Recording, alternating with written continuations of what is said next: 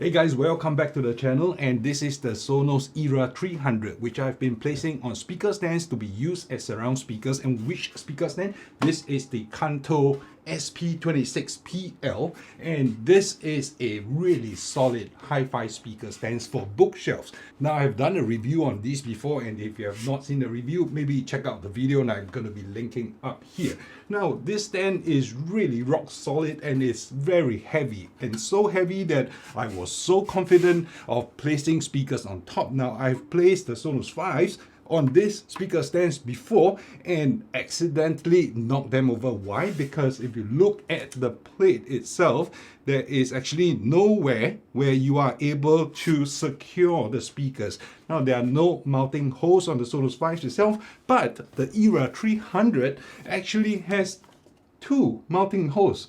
So what are these two mounting holes for? Do you use them? Do you use them with regular speaker stands? Actually, the answer is no. But what I have received recently is the Flexson speaker stands specifically made for the Sonos Era 300, which will make use of those two holes. So I've raised my table to a position where I can assemble this for you. Now, I have already assembled one of them. It is now outside, being blocked by the table right now, but I can tell you the build quality is solid. Now, I'm going to go through this in about maybe 10 minutes. I'll explain to you a little bit about how to assemble it. Clean, fast, all the tools that you need to assemble the speaker stands comes with the speaker stand itself. So as you can see from my table, it is clean. I have no other tools. Maybe let's get to it. And for now, I will just place the speaker by the side. So let's get this speaker stand assembled. Let's go. Maybe let's figure out how long this takes to assemble. I will probably start a timer. Let's see. Okay, I have set a timer up. This is the timer here, 0 seconds. I don't know what the resolution is, but I will start it like maybe now.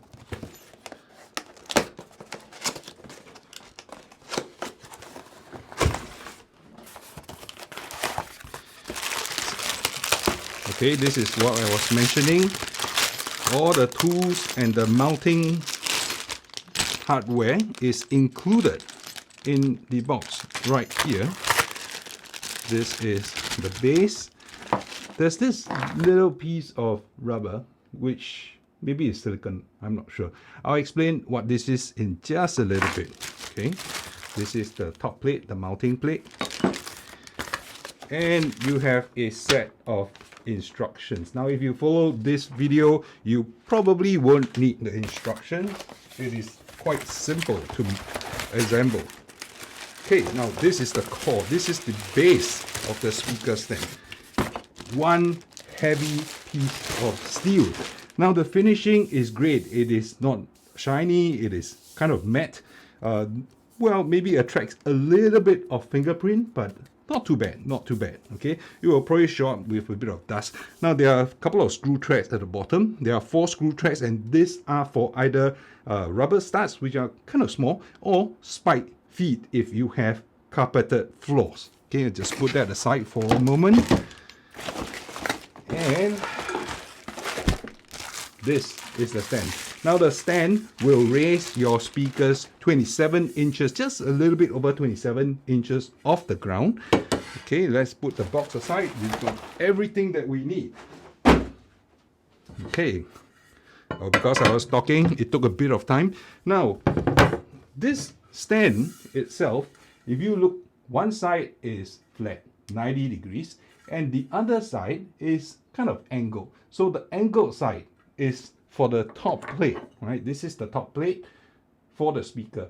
Now, look at this slot here. I'll explain in just a little bit, but this goes on top, right?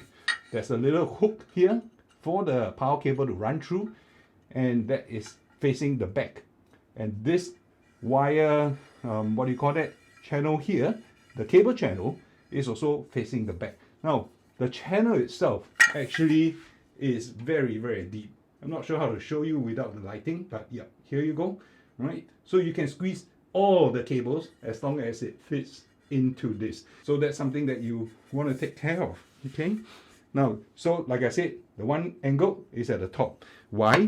Because for the Era 300, look at the profile, right? It is actually not flat at the bottom. And because of this rubber strip, this is exactly where it will fit the rubber strip. See? Very good detail here. Now I'm probably going to take a little bit longer to assemble this since I'm trying to explain to you at the same time, but well, let's go. So you have two hex wrench provided. You also have all the screws that are needed. Okay, so there are 6 screws here. 2 long countersunk and 2 shorter countersunk and 2 very, very long non-countersunk. Let me explain where all this will go in just a little bit. All right. So there's this base here. This is plastic, very, very high quality plastic, no flex at all. All right. So my recommendation is the first thing you do, line up the groove, put this here. Okay. There's a gap here. Just give it a good hit. Yep. Now it goes below. Remember, this is the flat side. Okay, and this goes at the base. Okay. So now I'm going to screw it in so you can take a better look at how clean this is going to be. Okay. Now, so the longer screw will go secure this at the base, and 2 of them. Okay. Why do you need long? Because, well, you're supposed to be screwing into the center column, and there is a plastic piece that is supporting the whole center column, so you want to make sure that it's long enough to reach. Oh no, for some reason the timer actually stopped. Well, it's okay. If I don't edit anything, you will probably know how long this is going to take to assemble. Okay, probably not the best idea to do it on the desk, so find some solid flooring and you will be able to assemble it with ease. Now, I've not come across speaker stands that are effortless to install. Why? Because they need to be sturdy, right? It needs to really, everything needs to screw in tight, everything needs to be very non-rattling. So even for this one, it's the same. Like now I'm trying to screw in the bottom thread, the bottom screw to the bottom plate and attaching the center column, and it is taking quite a bit of effort. It is not trivial, right? Your thumbs and fingers are going to be a little bit sore, like what I'm trying to do now, right? Instead of using the long side, maybe use the short side so that you can have more of a leverage to turn this. Okay, these are long threads, so long screws, so it's going to take quite a couple of turns to actually ensure that the whole thing goes in. Okay, and here you go. This is the whole assembled piece, and I'm just done with the first screw. So the second screw is going in. Well, it's probably going to be a little bit easier if you have some power tools to do this, but the problem is I wanted to do everything right out of the box, no extra hardware required, so I'm trying to demonstrate this. Oh god, I'm actually a little bit tired from this. Okay, maybe it's the studio lights, but it's getting a bit warm. Okay, so I've attached the center column, right? So here you go, this is the center column. Now this is the base. Now from the base, there are 2 feet mounting options that you can use.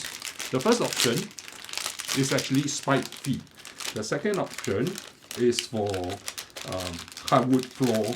If you have parquet flooring, that's probably what you want to be using.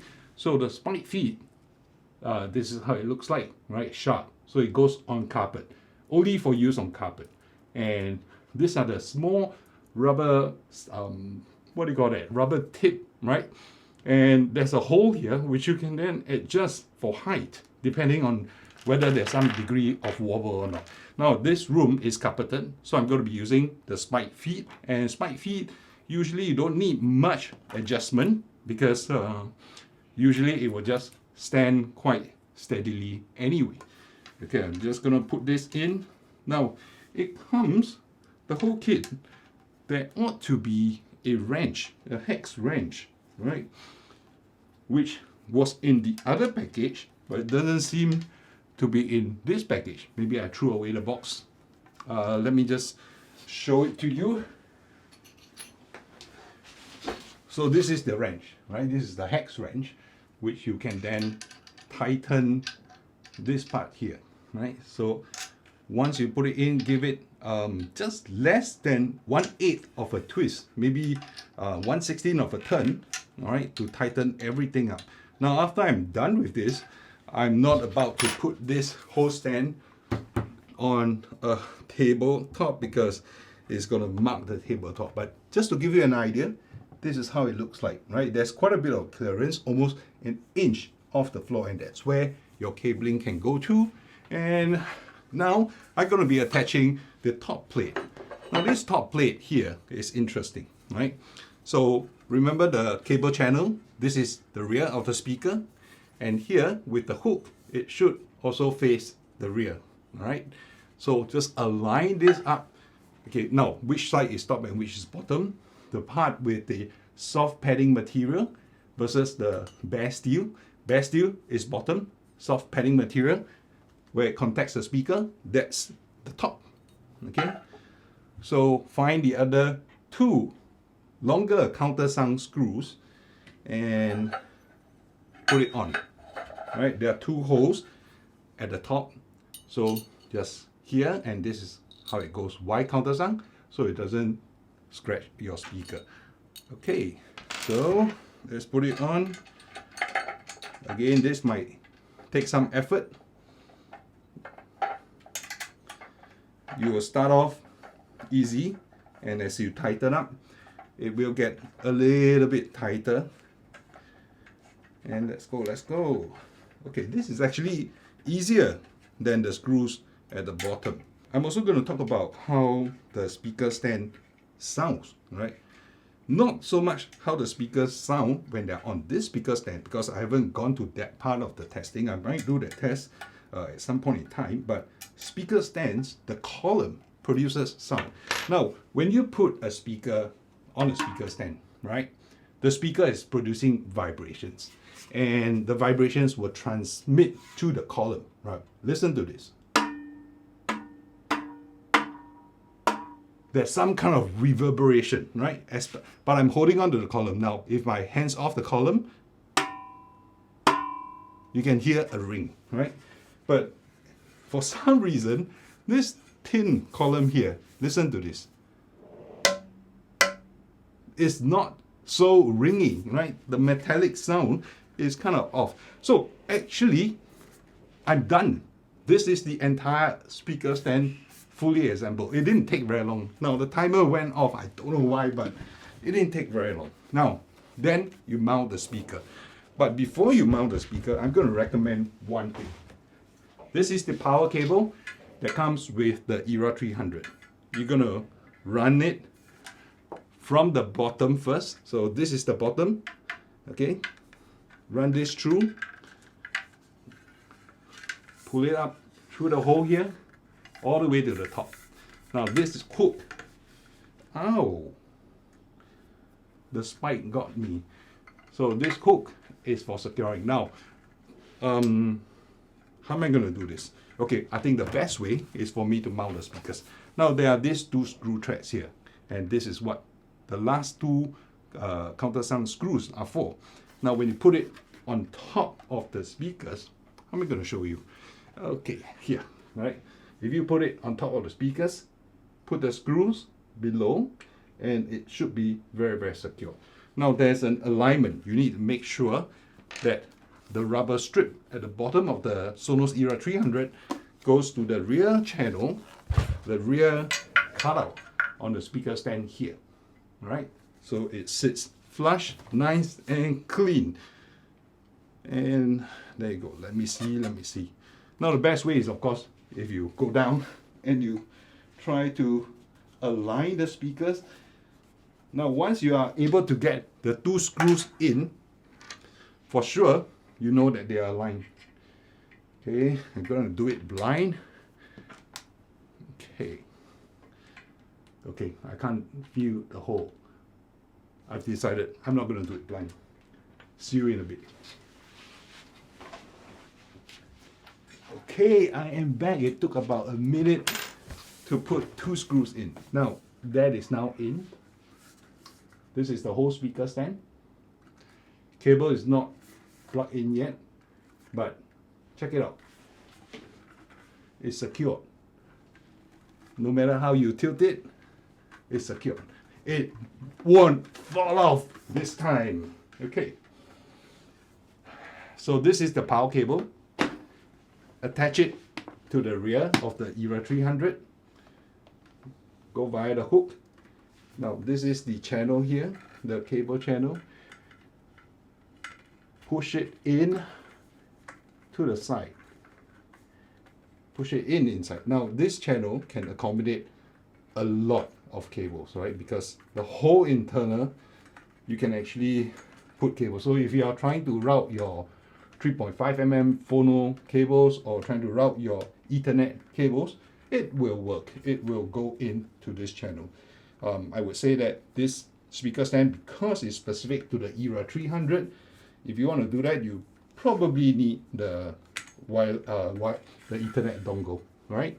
Or the 3.5 mm dongle. Now, look at this. Look at how clean the whole installation is. All right. Now, remember there was this rubber strip, this silicone strip. It is actually to put it here.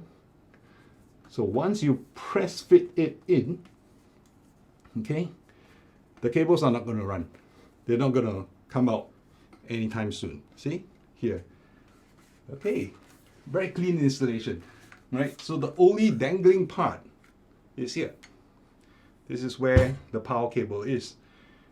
So if you need an extension, you probably want to extend, well, you probably don't need an extension. It still leaves quite a bit of length from the base of the speaker all the way to here.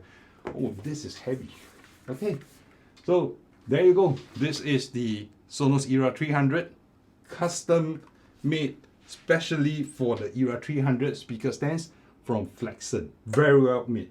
Okay, now I'm trying to figure out where you can buy these, and I'll leave the description down in the link, or if I get it in time when I'm editing the video, I'll probably put a QR code right here to link you to the buying page. Otherwise, okay, that's it. I've already set up the other one. This is the second one. Didn't take a lot of time. I'm gonna set it up and enjoy my game now. See you in my next video.